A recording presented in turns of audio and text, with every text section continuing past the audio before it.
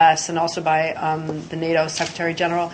And then if you could take a bigger picture look, I mean, it might sound obvious to some of us who follow these issues, but as the U.S. and Russia reduce their nuclear arsenal, how does this work in comparison to the other nuclear powers out there, growing nuclear powers such as North Korea and possibly even Iran? How does this put the U.S. posture in terms of defending the U.S. against threats? Okay.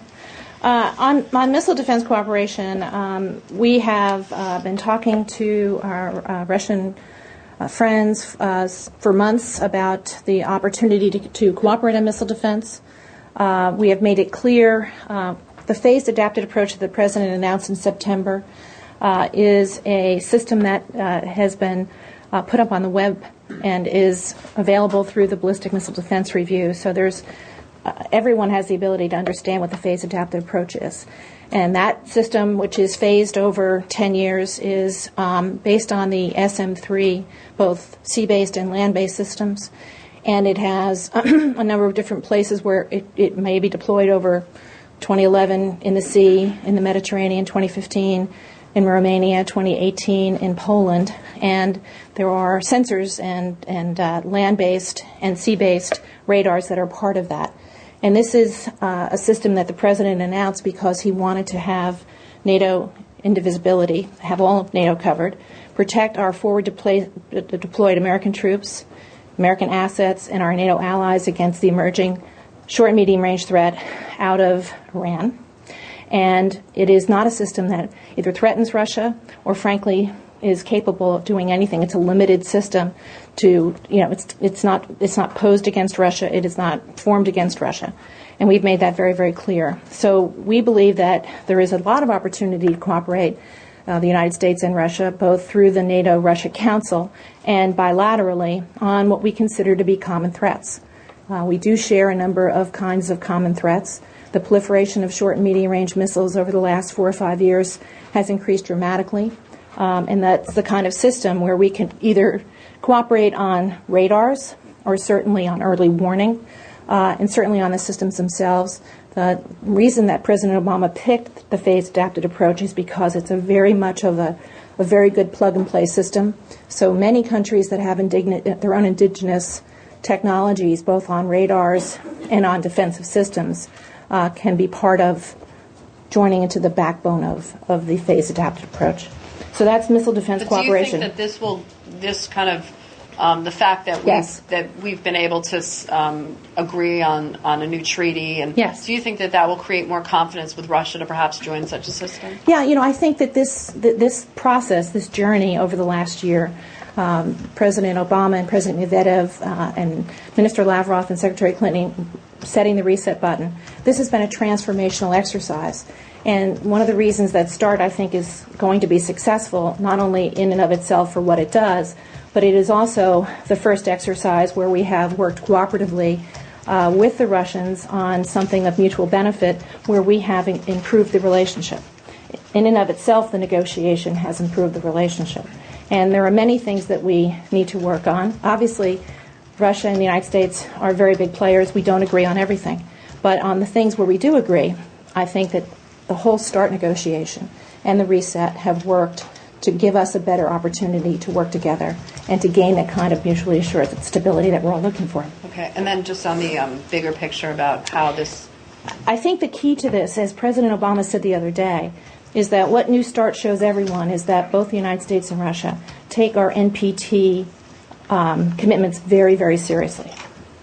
And the more that we make the NPT the cornerstone of the nonproliferation strategy of the world, the more it calls out people like North Korea and Iran, and the more we can bring people together in a kind of big tent environment to agree on the NPT principles.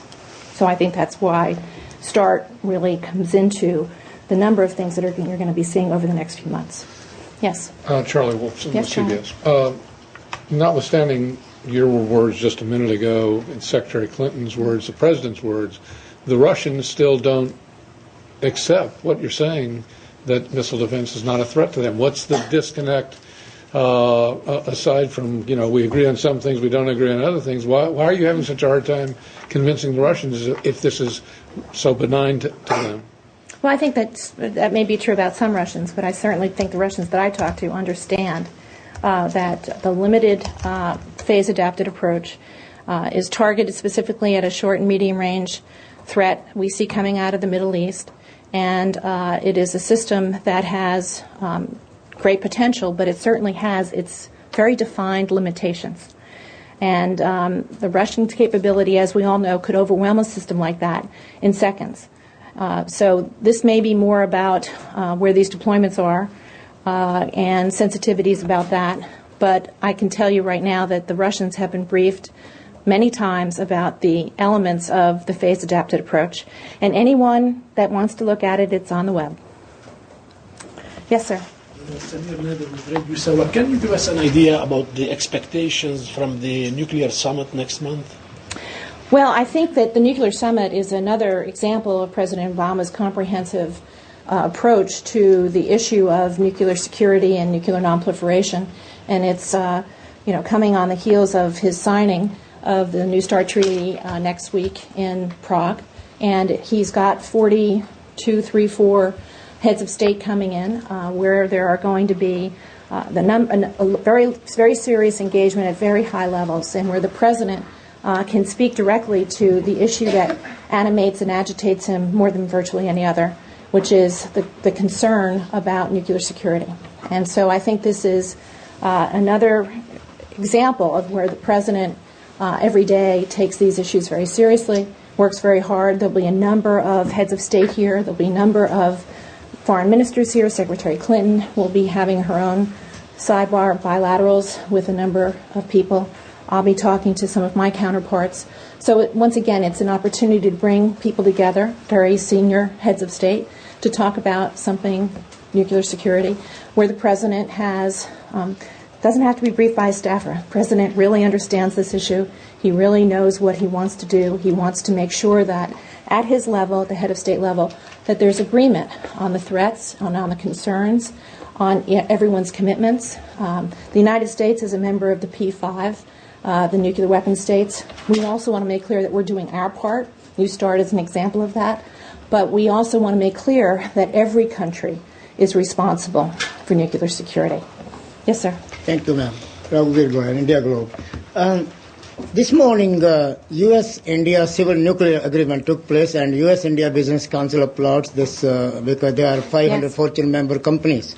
How this agreement will affect as far as between the U.S. and Russia, this treaty, and also upcoming nuclear conference next month in Washington as far as between the U.S. and India?